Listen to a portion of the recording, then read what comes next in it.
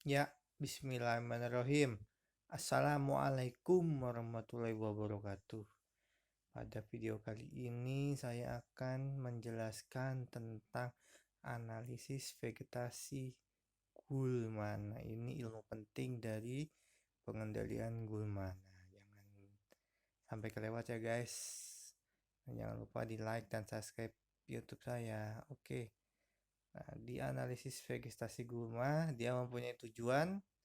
Nah, ini oh ya, sebelumnya saya ngambil dari beberapa internet, buku.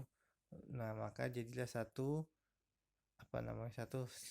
slide saya. Oke, terima kasih atas materi-materi yang saya pakai. Saya izin untuk mengutipnya.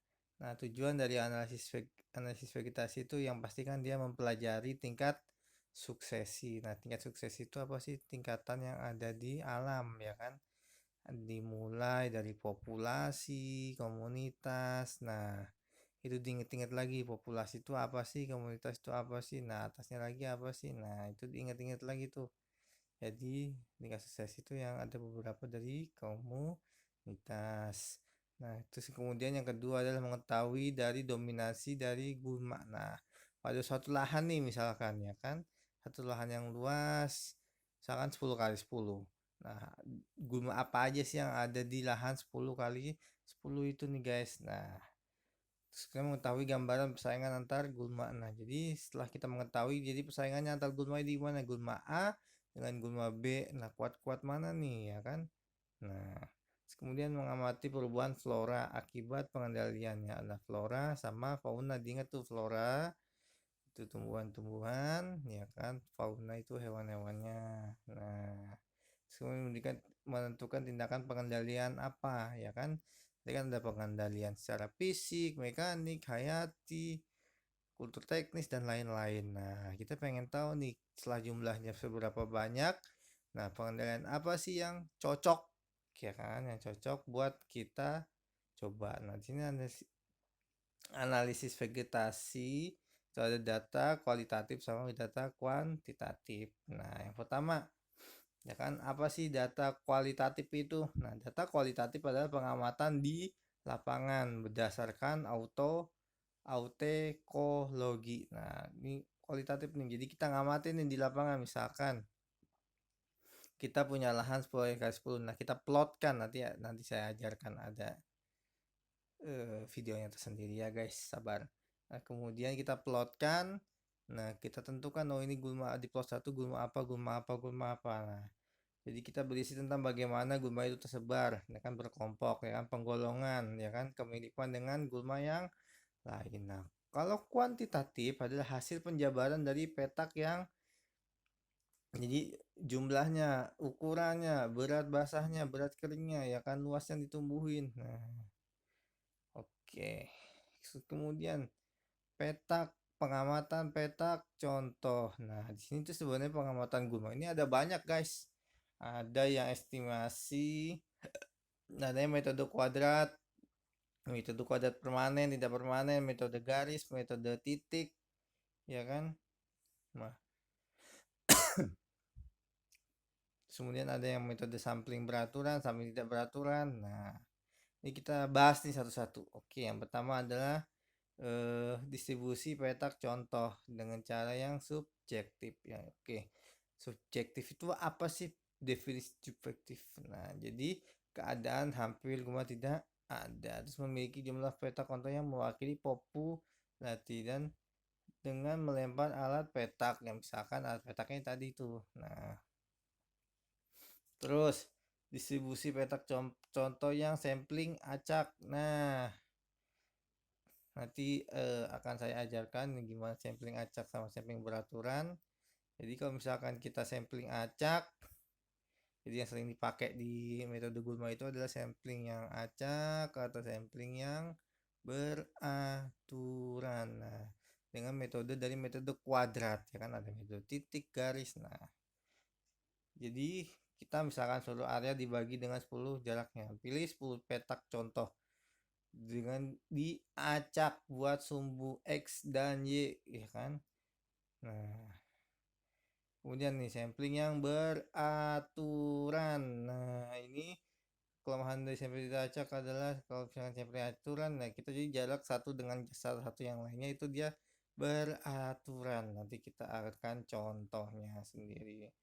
Nah, kalau misalkan sampling bertingkat, misalkan ada lahannya kemiringan 20%, kemiringan 50%, atau kemiringan 10%. Nah, itu dari sampling yang bertingkat. Jadi agak beda-beda tuh. Nah, kan kita nggak mungkin kalau misalkan sampling dia apa namanya sudutnya dia 80%, kita samakan dengan yang 60%, kita samakan dengan yang 20%. Nah, ya kalau misalkan 20% kan dia datar, kalau misalkan dia 60% dia agak miring, kalau misalkan 80% mungkin udah mendekati tegak lurus mungkin ya. Nah, itu akan agak sedikit berbeda. Nah, ini metode estimasi, ini metode yang kira-kira aja, ya kan, ini jarang orang gunakan. Nah, kemudian ini metode yang distribusi petak, contohnya metode kuadrat. Nah, metode kuadrat itu yang tadi. Jadi ada metode kuadrat tidak permanen, ada metode kuadrat permanen. Di sini ada metode garis, ya kan.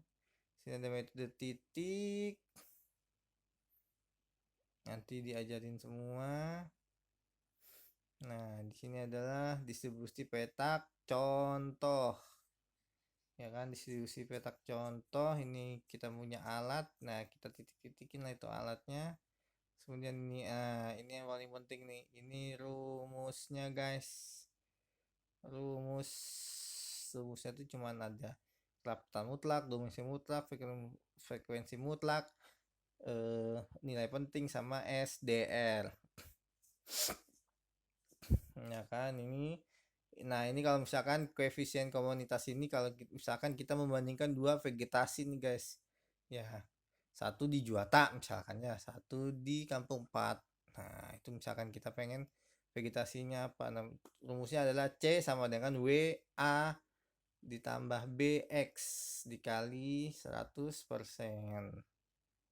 Nah, B dikali 100%, di mana W itu ada kuantitas terendah dari suatu jenis dan kuantitas pertama dan kedua. Nah, nanti terus kemudian ini ringkasan fisiologi, nggak usah metode kuadrat. Nah,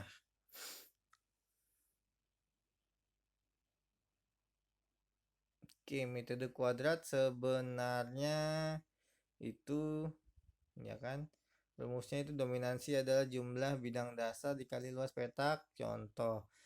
Jumlah dominansi suatu relatif, untuk misalnya dominansi relatif dikali sama jumlah, nah kerapatan mutlak adalah jumlah individu relatif dikali luas contoh. Kerapatan relatif adalah jumlah dari suatu jenis dikali dengan kerapatan. Nah, frekuensi jumlah plot yang ditemukan suatu titik dibagi dengan jumlah seluruh plot. Nah, jumlah frekuensi dari suatu jenis dikali 100%. Nah, kemudian ini nilai, ya kan, penting dari analisis pohon. Nah, kalau misalkan kita pelajaran ekologi tumbuhan, ini penting nih kita pakai yang kerapatan nisbi, dominasi nisbi, frekuensi nisbi. Nah, baru dibagi 3. Nah, tapi kalau gulma, analisis semai, kalau menurut saya pribadi yang saya belajar, itu cuma nyari kerapatan sama frekuensi. Nah, hanya nyari kerapatan sama frekuensi. Kenapa sih dominasi nggak kita cari? Nah, dominasi, kalau misalkan dominan apa kata dari dominan, ya kalau misalkan kita orang nih kan yang paling kuat. Nah, kalau misalkan yang paling luas, nah itu dominan. Nah, kalau misalkan gulma paling tinggi berapa sih, dia paling menutupi lahannya berapa sih? Nah, misalkan dominasi, satu pohon besar itu bisa sampai mungkin 10, 20, 30 meter, 40 meter, dengan luas tajuk menutupi bisa sampai 100 meter mungkin, atau 50 meter mungkin. Nah, itu dihitung tuh berapa penutupannya, dominasinya berapa persen di satu jenis itu. Nah, makanya kan dia kalau misalkan gul frekuensi, apa namanya, kalau misalkan analisis ekologi, dia itu ada Kalau misalkan di analisa ekologi itu dia ada mencari semai, pancang, tiang, pohon. Nah, kalau misalkan gumuk kan cuman dia semai aja. Bawah, ya kan? Pancang 5 meter, tiang 10, pohon 20. Nah, 20 kali 20 meter. Nah, itu bedanya di situ, guys. Nanti ada lagi di videonya lain. Nah, itu kemudian ini materinya. Terima kasih atas atas perhatiannya. Nanti kita lanjut ke materi perhitungannya. Oke guys, ke materi perhitungannya nanti lain lagi akan saya sediakan alatnya dulu. Oke, terima kasih. Assalamualaikum warahmatullahi wabarakatuh.